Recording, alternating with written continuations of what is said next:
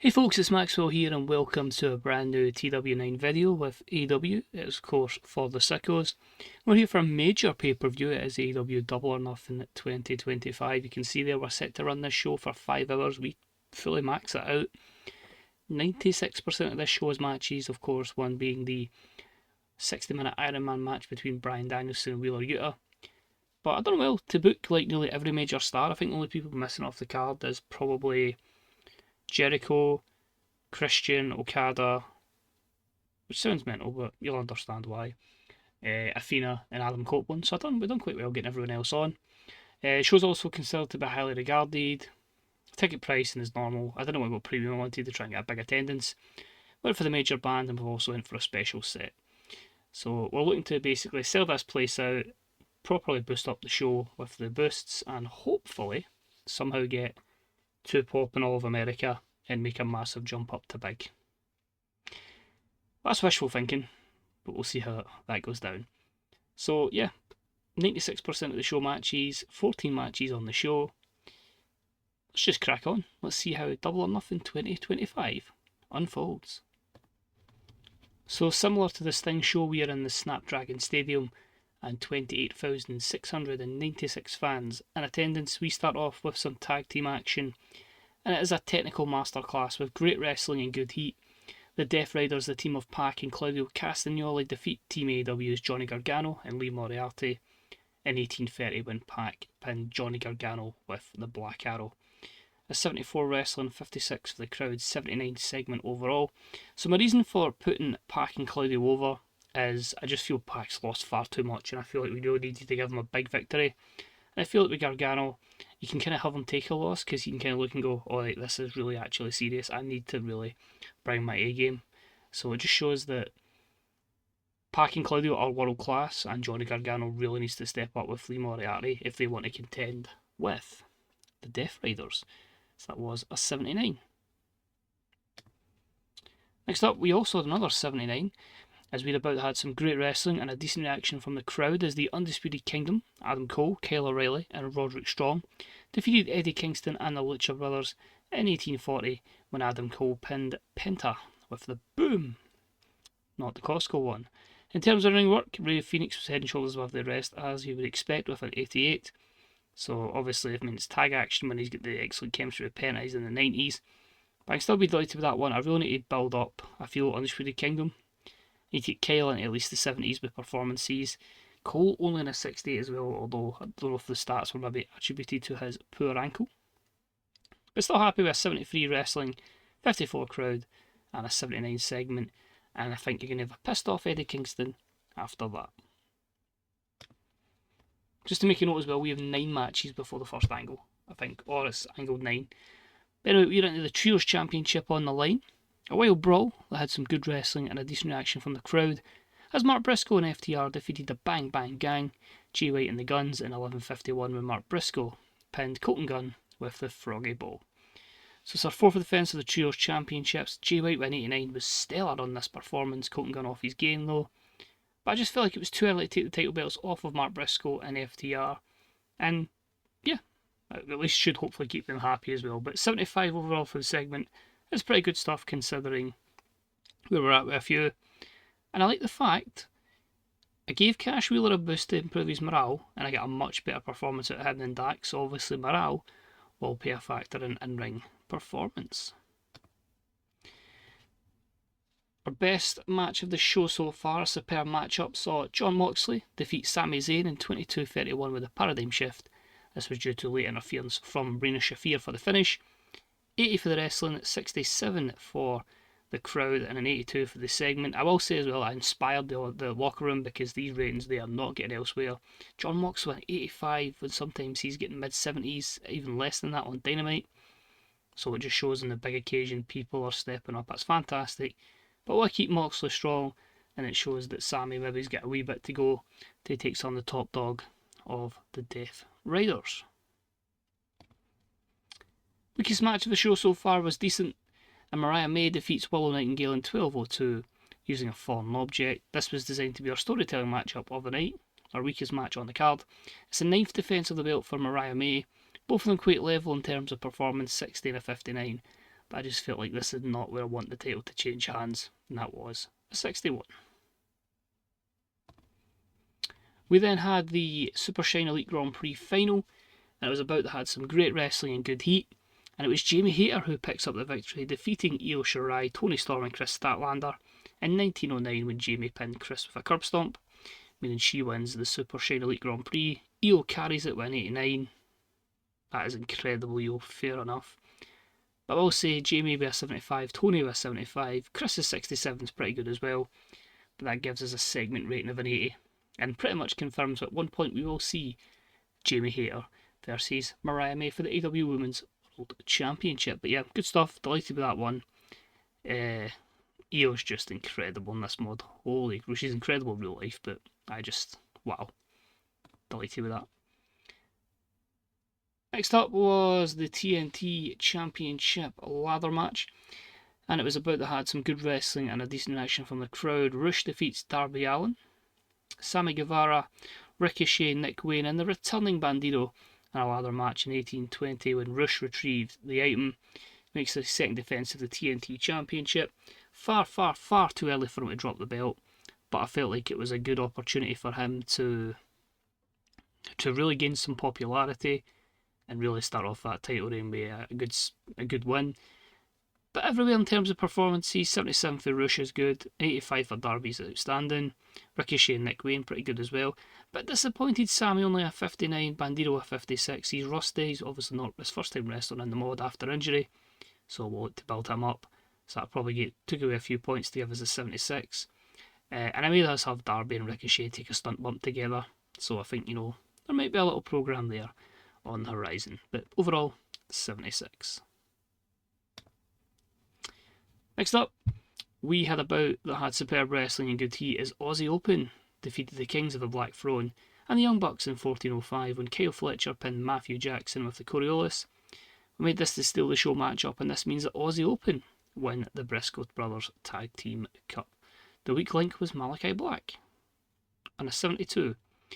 So I just want to say 86 for Mark Davis, 93 for Kyle Fletcher, 93 for Nick, and an 86 for Matthew. Brody King 82 and a 72 for Malachi, and it just shows how effective the Inspire thing is. Nick was off his game, so if he's on his game, then there's a good chance he goes even higher. But we lose a few points for the psychology. I think Steal the Show obviously boosts it a little bit, but I'd like to think this would be a mid-80s if we gave this a full 20 minutes, but I wanted this to just be explosive tag team action. Negative is Brody is a bit unhappy having to not win, obviously not go over. He didn't get pinned, but he wasn't happy with anyway the outcome, so it might give him a wee bit of boost in morale. But it means Battle of the Belts, Aussie Open, Kings of the Black Throne for the AEW World Tag Team Championships. That should be bloody awesome. We had a special over-the-top entrance for the debuting Becky Quin, which got a 79. Crowd goes wild as we're going to see Becky versus Mercedes, so highest segment is a 79. And their matchup was pretty good. I'll take that, because I think it's Mercedes' strongest match so far. It was about that had some fantastic heat and great wrestling. Becky Quin defeats Mercedes Mone in 22-25 by submission. We'll give her a new name for the Disarmer. 78 for the wrestling, 72 for the crowd, so they were into it. And a 73 segment overall. You can see here an 82 from Becky, a 74 for Mercedes. Both of them have great chemistry, so that boosts the matchup as well. And we had a creative finish as well, which was a success. So good stuff there. And it's just Becky's overness meant Mercedes wasn't going to pull the creative control card that she tends to like to do. And it's truthfully quite annoying. We then have the superb wrestling match with great heat as Will Ospreay defeats Adam Page in 28 minutes and 21 seconds with the Stormbreaker.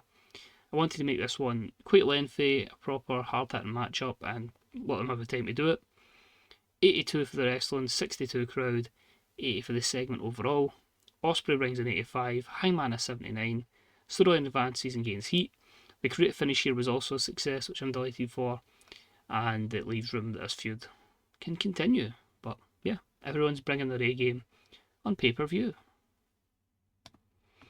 Then I had the special over-the-top entrance for the phenomenal one AJ Styles, because obviously it's one of his first matches for AEW on pay-per-view. Segment was a 69.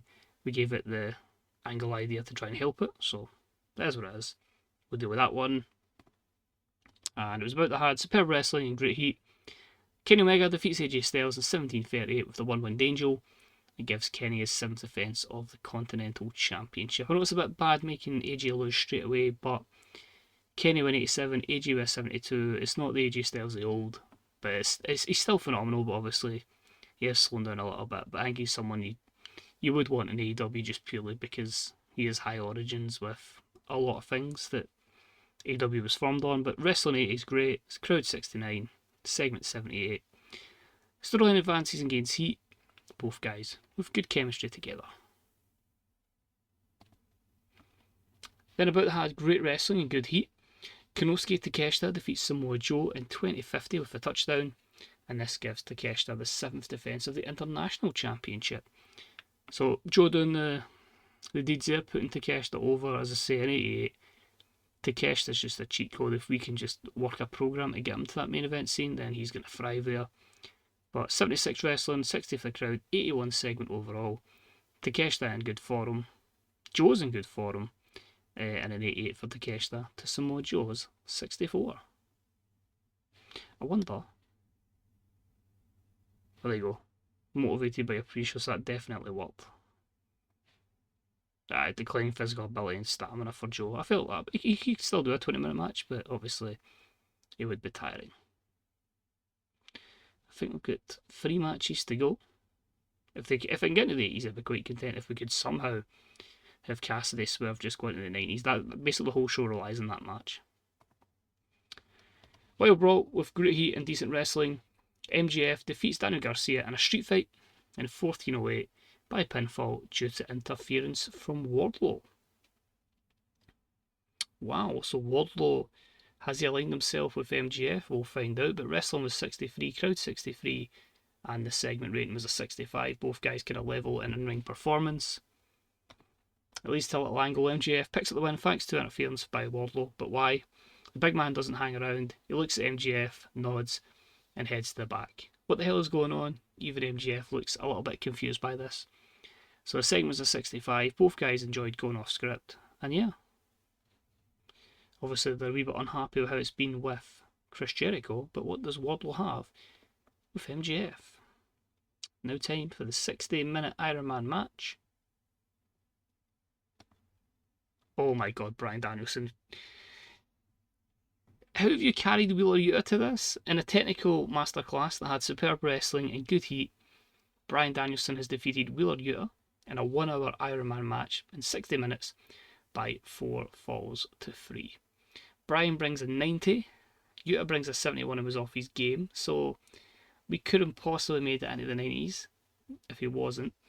And Bryan's pretty good chemistry with Yuta, so that obviously boosted it a little bit as well. So 88 for the segment is fantastic.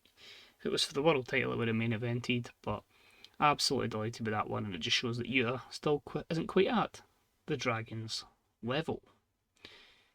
Main event time, AEW World Championship, a whole pay-per-view rating rests on this. Orange Cassidy, Swerve Strickland, please don't let me down. Swerve's been good. How's Orange been?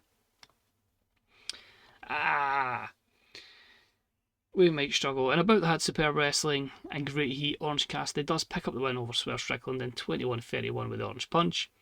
Orange Cassidy makes defence number 1 of the world title. You need to put the world title in the main event. To give them credit though, 89 for Orange Cassidy, 92 for Swerve Strickland.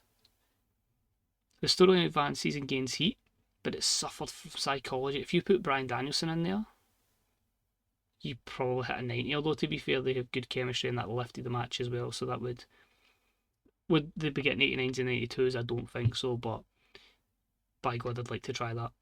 But the psychology penalty is really big there, because obviously it hits it to 79. It was over 20 minutes, so it shouldn't have affected the score too much in that regard with timing, and with the creative finish it was a success as well. So we might be about, I think we'd be about a 79 show. We might get a wee bit higher with the boosts, unless this last segment can carry us. And it's an 82. Orange Cassidy picks up the win and poses with the AEW World Championship. But wait a minute, the penny drops, and out to the top of the ramp is the next possible contender for the AEW World title, Kazuchika Okada. He then signals that he wants Orange Cassidy next. He wants the next shot. Two former Chaos members look possible to collide. Quite early on, when it looked like I didn't have anything for Okada, I kind of thought, no, we need to get him in that title picture. So the plan is not going to be Battle of the Belts, but I think we're going to do it at Blood and Guts, which will be just after it. Kazuchika Okada, Orange Cassidy, AEW World Championship. So let's see how we do. Highest segment was an 82, main event match was 79. I think we can hit the 80s with this show, surely. Oh God, I wish I made Utah and Brian main event, but as what it is. 84. We'll take it. Yep, I'm quite happy with that one. So you can definitely see a lot of people were inspired by the pay-per-view. I mean, a lot of light green ratings there in the 80s, high 70s. Obviously, Brian and Utah was fantastic. But yeah, quite happy with how it went. We got a lot of people on the show, and hopefully we've benefited from the Super Shine Grand Prix time, and then the TNT, the Briscoe Brothers Tag Cup as well. Can help our tag division thrive. But at least now we know it's all going to be storyline stuff, because tournament season at least is off for, a few weeks before the Owen Hart Cup. But yeah, overall, delighted with that one. Owen Hart Cup, I'll just stick to the format they've got in real life with 8 people in the men's and the women's. I don't know where I'll start it. Maybe just do that in July.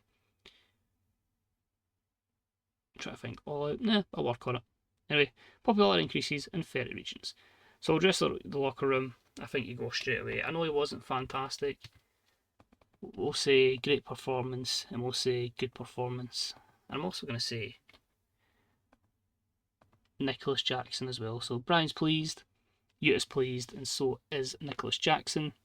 Financial report, we made 12 million off the network in pay-per-views. So yeah, we make a lot of money. That's fine now. As I say, it's pretty much a cheat code, but we'll pump that money back into our network anyway. Popularity recap. It's all won in places. Well, we really needed that show to hit even higher to get into the 77, so it might be a wee while before we hit that high level, but good progression and a rare media scrum. We're rapidly approaching the last match for Christopher Daniels before retirement. What are your thoughts on him?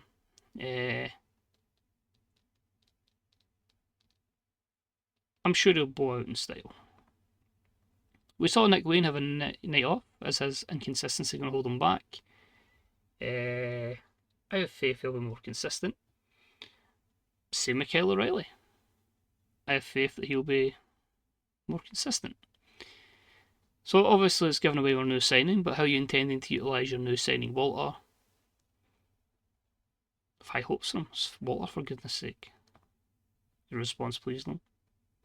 Oh, a lot of people aren't happy with that one.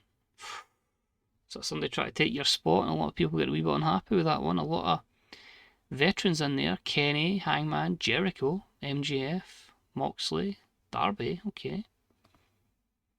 You've made a new signing, Ua Nation. Ship plans for. I'm saying a lot of people, as I say, it's not meant to be realistic. He'll work his way up the ladder. And that went down well with the locker room. Pac is coming to the end of his deal. Do you see him signing an extension? Of course we'll offer him a new deal. I can't believe they reacted negatively to Walter. I mean, like, the guy's got like 80 pop.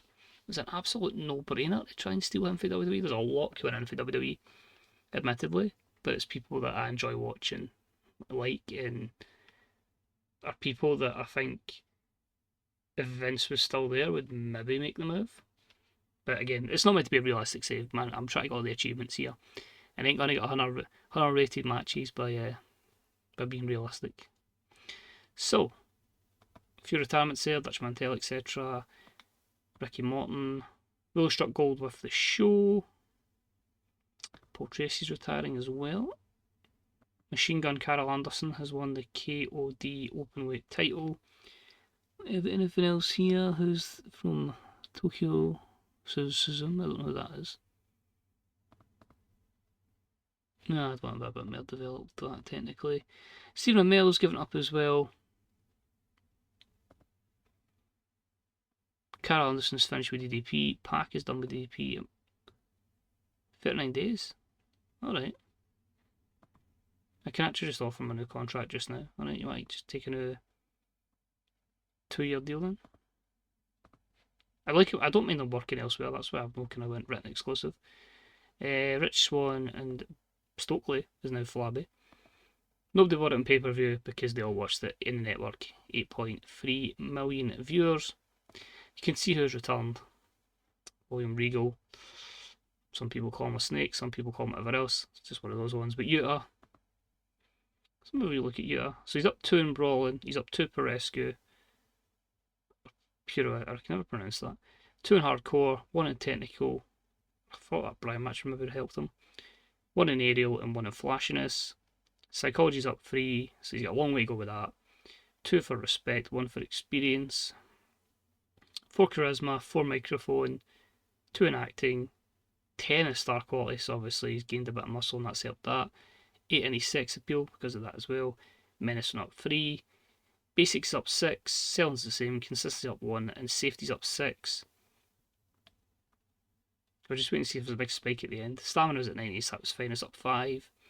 Athleticism, power, resilience, and toughness all stay the same.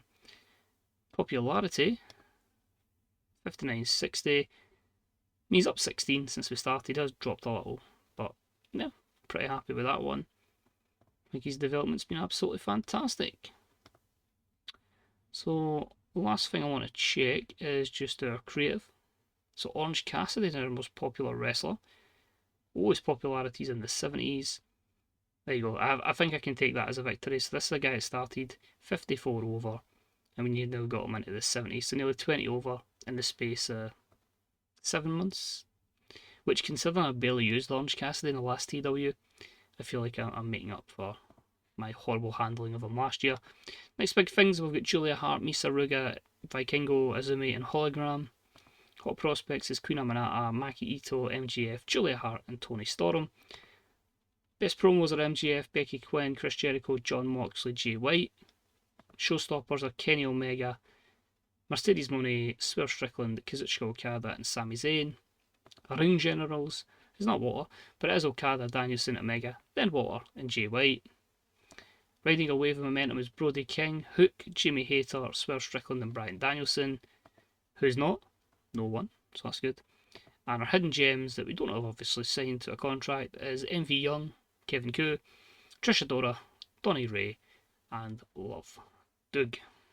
So that is Double or Nothing. Thank you very much for watching. To let you see our run of shows going forward, it will be Battle of the Belts, which is a special event. I think it is usually only an hour. I might move that to 2 because, well, I could actually do it where I do the episodes of Dynamite, Rampage as one episode, and then do Collision, Shockwave, and Battle of the Belts all as one, because all in the same night. I could do that. No, I think I might actually do that. Now, your next pay-per-view is Blood and Guts. Before then, we head to All In, and then the Battle of Los Angeles. So, I'll take that as a decent show.